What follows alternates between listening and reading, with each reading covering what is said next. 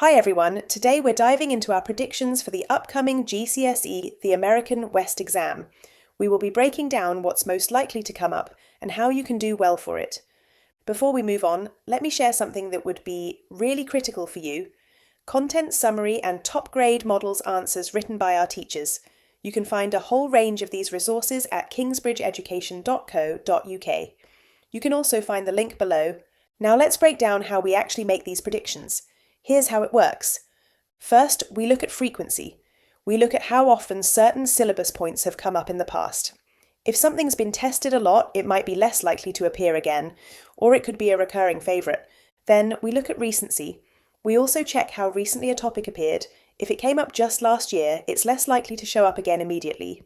Finally, we look at notable gaps. We scan for gaps in key parts of the syllabus that haven't been tested in a while. All three help us build a smart, evidence-based predictions. Now, what do we think will come out? First, we think you should focus on Indigenous peoples, culture, policy, and specific conflicts. Focus on beliefs and way of life. While horses were tested in 2023, the core syllabus points on specific social structures and beliefs about land and nature haven't been directly examined recently. Understanding these is fundamental to the whole topic. We also want you to pay close attention to the first Fort Laramie Treaty from 1851. This is a key named treaty from the early period.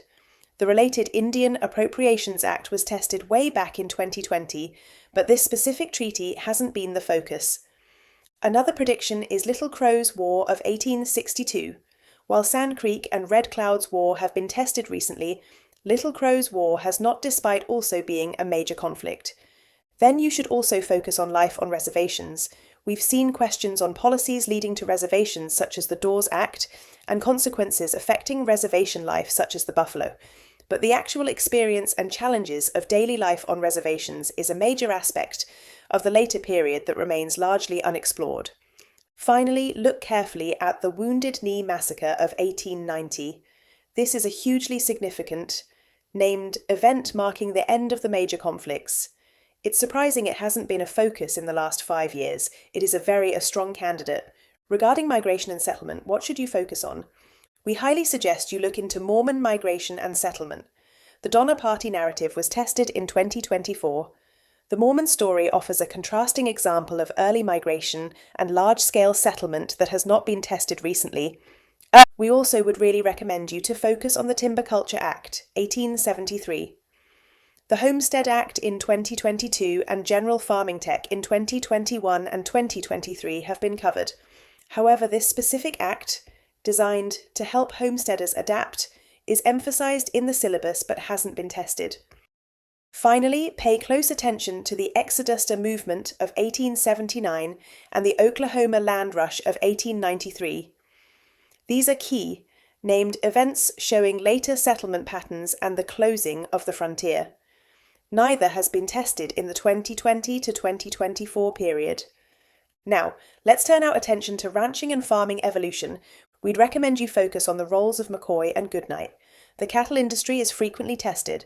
However, the specific contributions of McCoy linking to railroads at Abilene and Goodnight with trails are aspects that haven't had individual focus.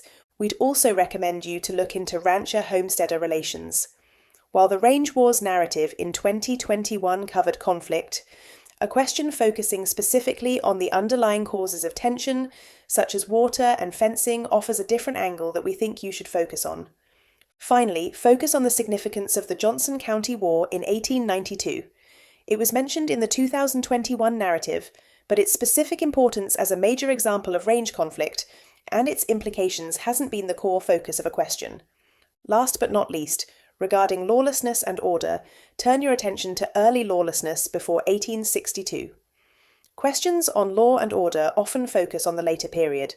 For example, it was a narrative from 1876 to 1895 in 2020, Sheriff's Post 1876 in 2024, or the Federal Roll 2022.